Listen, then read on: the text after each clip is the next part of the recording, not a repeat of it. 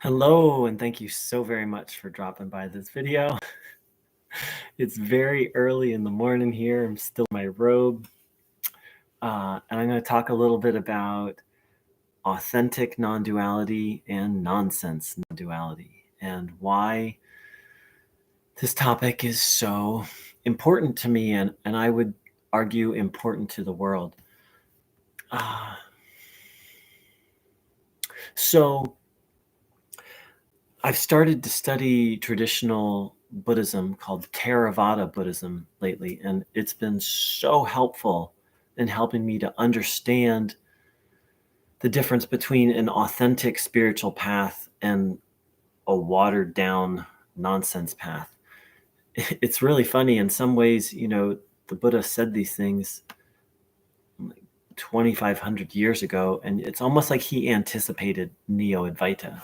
So many of the things he teaches point out the problems with Neo Advaita and offer the solution. It's very interesting.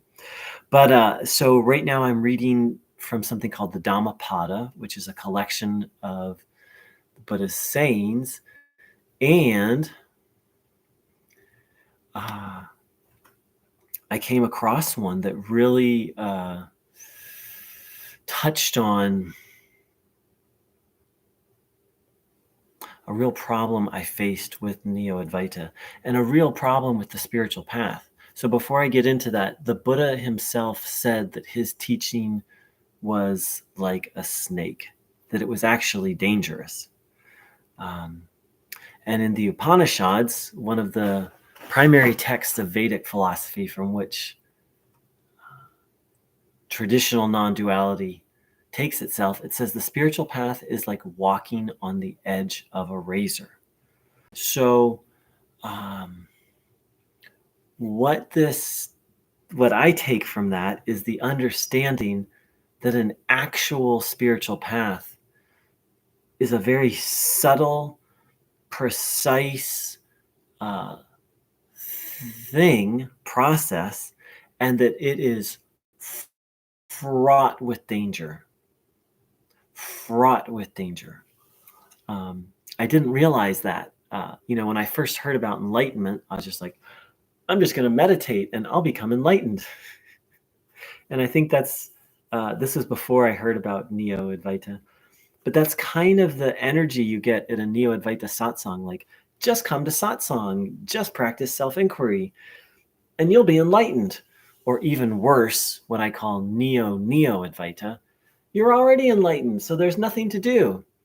And so such teachings completely just all the subtleties of the spiritual path, but also the dangers, the straight up dangers of the spiritual path. And I started this channel because Neo Advaita pretty much almost destroyed my life and took me to the brink of unaliving myself. I can't say the S word on YouTube. You can get in trouble for talking, but I think you know what I'm talking about. And the most popular Neo Advaita teacher on the planet has had 3 people kill themselves at this person's center, with a fourth person attempted. And there may have been others that just there's not public knowledge about it yet. And then there's like how many people killed themselves at home just based on this one teacher. So it's not just that Neo Advaita is dangerous, it is, but the spiritual path, a spiritual teaching misapplied can drive you nutso. And in fact, one of the people who killed themselves from this Neo Advaita teacher, they went to the Advaita, one of the satsangs, and the Neo Advaita teacher was like, just let go of everything. And so the person went home and tried to let go of everything and ended up killing themselves.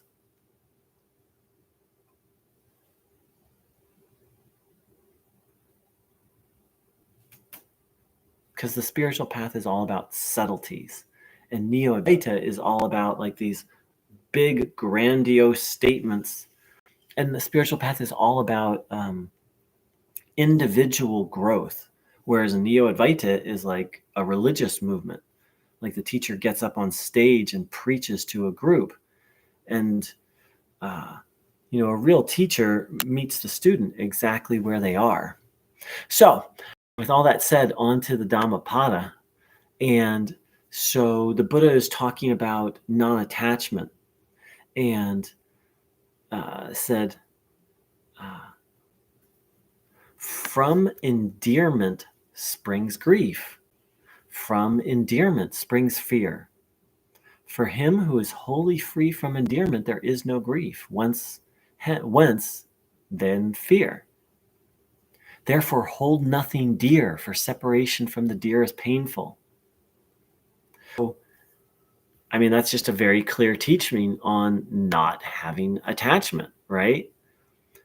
The problem is if, so I'll just speak for myself. If I were to misapply this teaching, then I would get in a lot of trouble because I did misapply this teaching. So first of all, I think it's a valid, true teaching, but the application of it is very important. First and foremost, a lot of these teachings are meant for people who are like monks and nuns. Like this is an example. This teaching is that particular teaching. To apply it fully, it's not for a householder, someone who has a job or a husband or wife or children. You can contemplate that attachment leads to suffering, but this don't hold anything dear or anyone dear, that would destroy, if mispracticed, that would literally wreck someone's life. Now, there's a skillful way for someone who has husband, wife, kids, worldly responsibilities to apply this teaching, but it's very delicate and subtle. And I studied with a traditional Advaita Vedanta teacher, and the process begins not externally, not trying to change your feelings, but through contemplation that everything that is transitory cannot bring lasting happiness. So it starts very gently. But Neo Advaita teachers will say things like, there's no happiness to be found in the world, so abandon seeking happiness in the world and just inquire. The Neo Advaita teacher who I spent 20 years with, he talked about that all the time. It's like actual non-duality is like this precise surgery with these precise surgical tools. And teachings like the teaching of don't seek happiness in the world, just seek the self. That's like a battle axe. And it did great harm to me. That particular teacher, I know one person who had a full-on psychotic break while studying with that teacher, and another person who had a full-on nervous breakdown. The person who had the psychotic break came out of it, but they'll have nothing to do with spirituality. The person who had the nervous breakdown, it's been 10 years, and they're still unwell, to the best of my knowledge. I haven't had contact with them for a couple of years. So you can see, and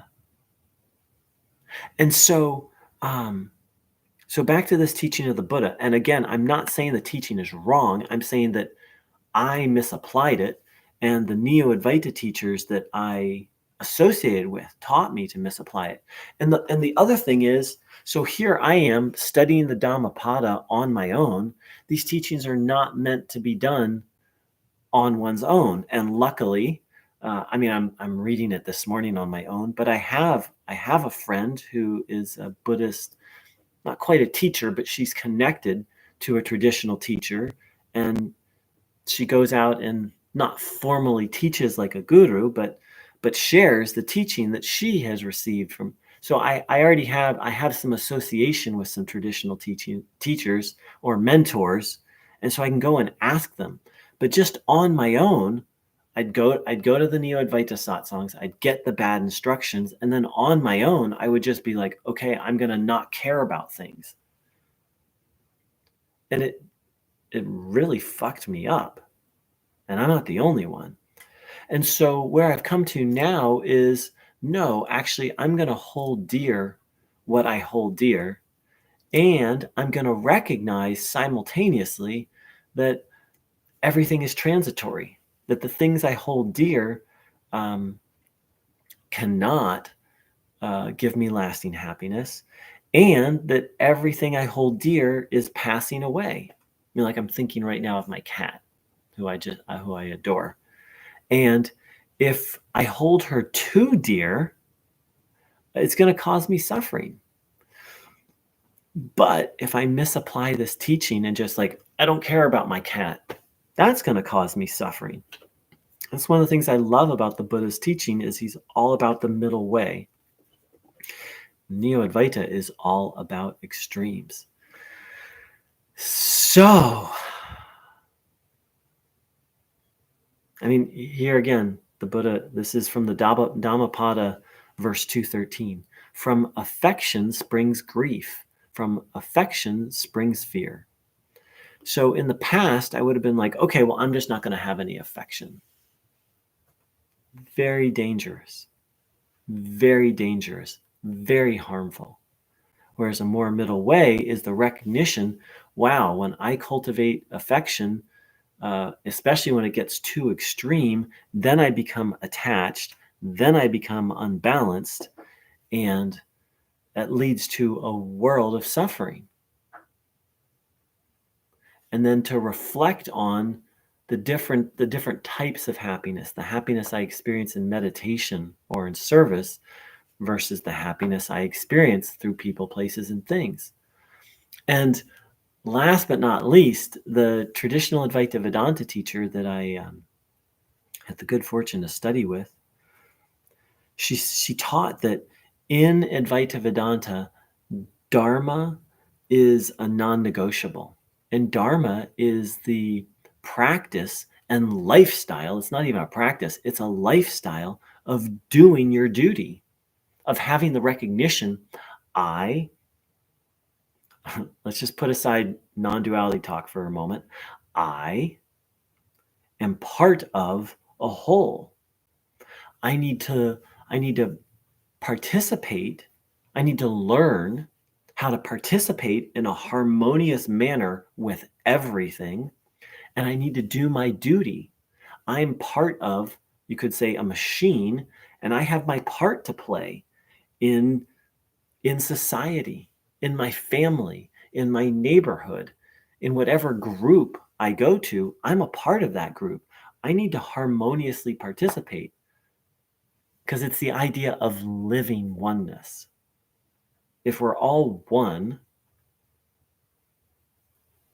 then the non-duality is the art of not just realizing that, but learning how to live in harmony with everyone and everything.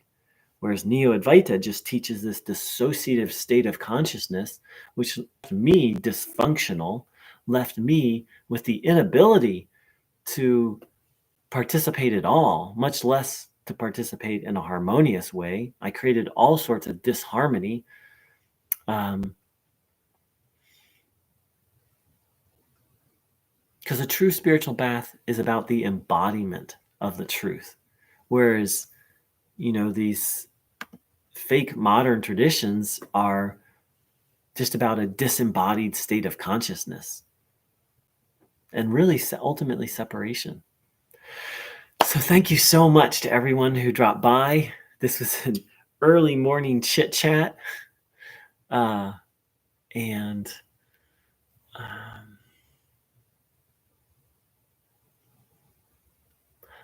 I'll close by saying what broke me out of Neo Advaita was the recognition that the Neo Advaita message was different from the actual non-dual, the actual Advaita Vedanta message.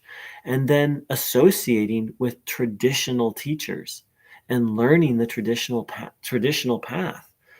of Advaita. And as I've shared on here, Advaita Vedanta is not my path.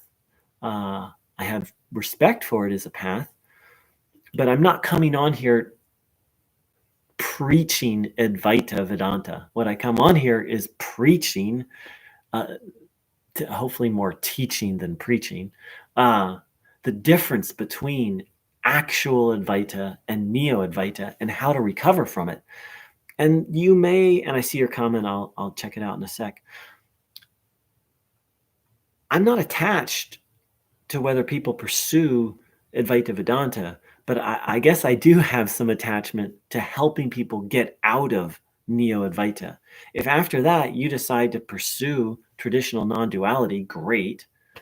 If you decide to pursue another path, great. But what I found is I needed to have get a certain level of education about what actual non-duality is to break free from Neo Advaita. Miva. Wow. Miva. I'm so glad you found my channel. You are welcome. Miva wrote, thank you for doing this. This particular teacher.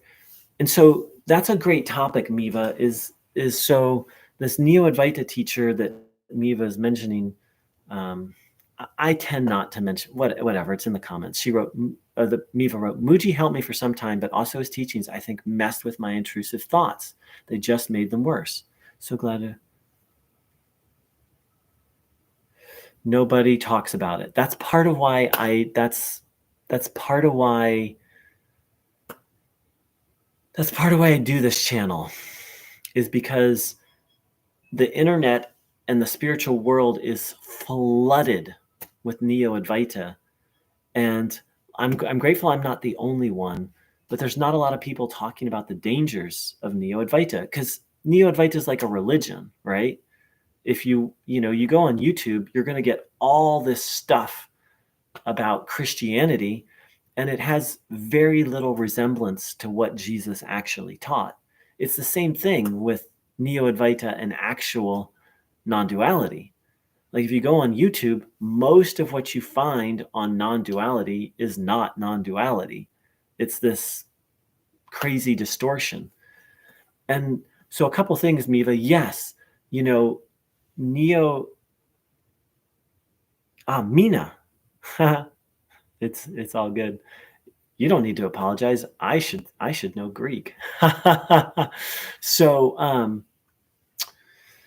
Mina raises an interesting point, is Mooji's teachings helped Mina for a time. And this is a very tricky topic. Neo Advaita teachings absolutely will help in the short term. And for some people, they may help in the long term. And this is where it can get really tricky. Neo Advaita will give you a taste of peace and give you a taste of freedom. And that's part of why it's so hard to leave. Because it's not like it's 0% true. If Neo Advaita was 0% true, it'd be very easy to leave.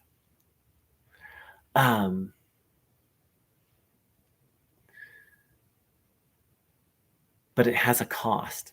And so that was my experience as well.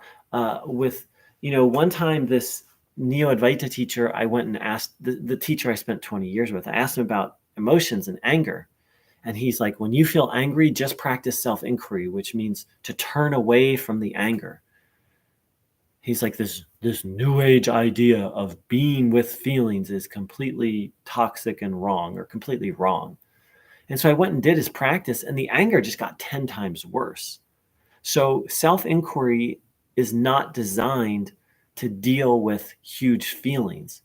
You're supposed to resolve the big feelings and resolve the major personality issues before self-inquiry. And so same thing, intrusive thoughts can mean different things, but from a psychological perspective, intrusive thoughts are a moderate to severe imbalance.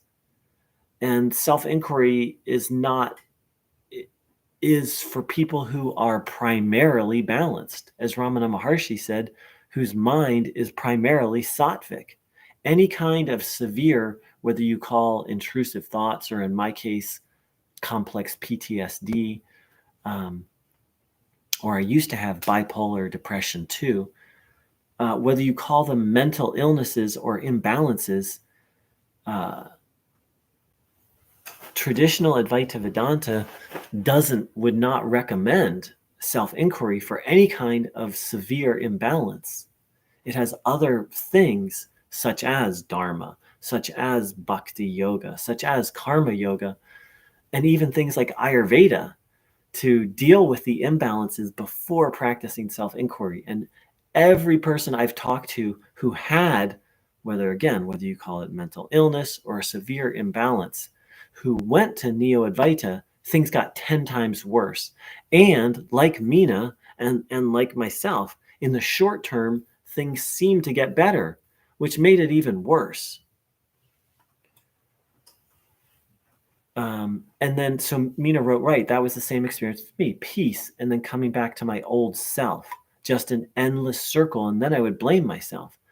And I don't know your experience, Mina, but in my case, the stuff that I was trying to, heal through self-inquiry got worse. And that's called spiritual bypass.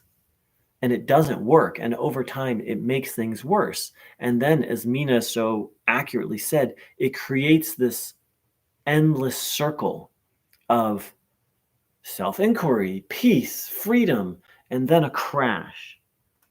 And then self-inquiry, freedom, crash. And then I got caught, and it sounds like Mina got caught too, in this circle of like, well, that's the solution. It sure works. Oh, now I feel like crap. Okay, I just need to try harder. Oh, I must be doing something wrong. Oh, if I only tried harder, it becomes kind of this addiction. And because it's presented as the ultimate truth, that's part of what kept me locked in the circle.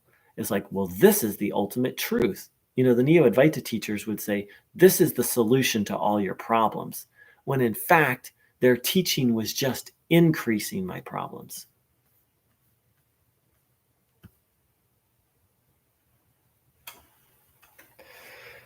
Mina, yes. So would you personally recommend psychotherapy, maybe something trauma-informed, and when you get healed, you can pursue something more advanced like non-duality? So it's a great question. And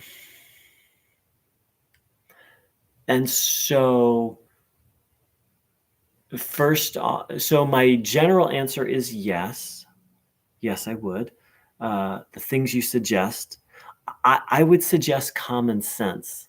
So psychotherapy can be helpful. If you have trauma, pardon my French or my Greek, just kidding. Pardon my French, stay the fuck away from Neo Advaita. It's, as someone who has severe complex PTSD, Neo Advaita, it was hell on earth for me. I recommend finding a traditional Advaita teacher who teaches things like karma yoga and bhakti yoga, which are like common sense. And Ayurveda was and continues to be very helpful for me, because Neo Advaita flares up Vata dosha, which creates mental imbalance and mental instability. And then common sense, like relearning to take care of my body, relearning to have relationships, the kind of things that a Neo Advaita teacher refuses to talk about or will even attack. So so I can't recommend the specific things you're suggesting, Mina, because it's going to vary dependent on person to person. But the kind of things, what you're talking about is common sense and grounded, practical. So yes, uh, to the energy behind your suggestions, like 1,000%. Yes. So great to interact with you, Mina. Glad you found the channel. Thank you to everyone who takes the time to listen to these things and reflect on them. Um, I have a website which has more information and has some resources um, to find traditional Advaita teachers. Again, not to learn non-duality, but to learn the foundational pieces. And then whether you pursue the non-dual path is, of course, up to you or not. I do all of this. I don't charge money for this, and I very much appreciate when people donate to support me and support this work. You can find out more about that on my website. And I am available to do one-on-one mentoring with people if you feel that would be helpful. I used to charge kind of a set rate for that, and now I'm transitioning to doing that by donation. Yeah, I'll post more about that. So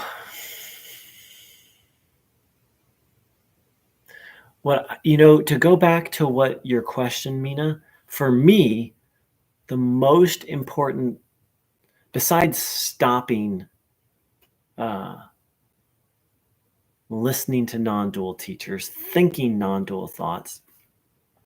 So besides stopping and learning a little traditional Advaita to help me break out of the nonsense non-duality, the most important thing for me was to look at this as a process, the process of recovering from Neo Advaita. And it all depends how far down the hole a person went. I went very far down the hole. And for those of us who went far down the hole, it can be quite a process because it becomes like an addiction. Like you talked about, Mina, we get trapped in a circle. For me, my personality was just pretty much shattered. My ability to function in the world I just became non-functional. And so grace happens.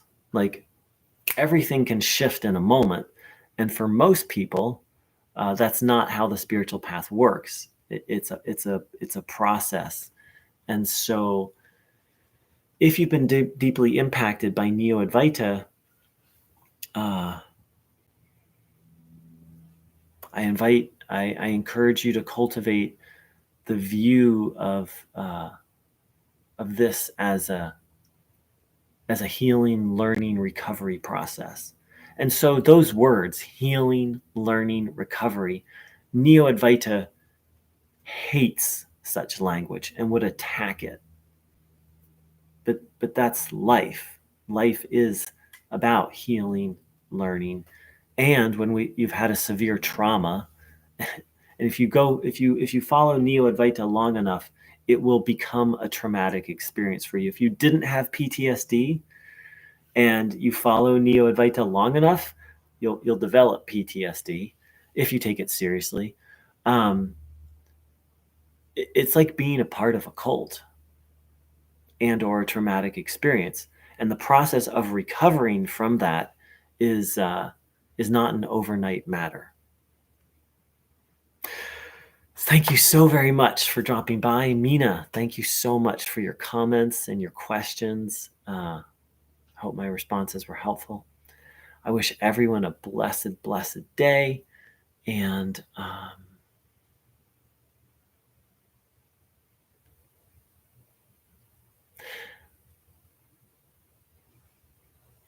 just on a personal note, thank you for coming to this channel.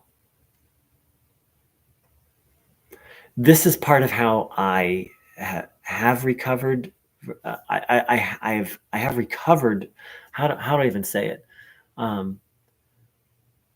There's no way Neo Advaita could catch me again. And the bigger theme of this is spiritual bypass. So I have my addiction to Neo Advaita and spiritual bypass is complete. And now I'm in the process of bringing my life back together and back into order. And this channel, people coming to this channel, all of you are part of my healing and my recovery. And so for that, I am deeply, deeply grateful. I'm so glad it was helpful, Mina. Appreciate you and your questions. Take care, beautiful souls. Big love. Healing and recovery is possible. Take care.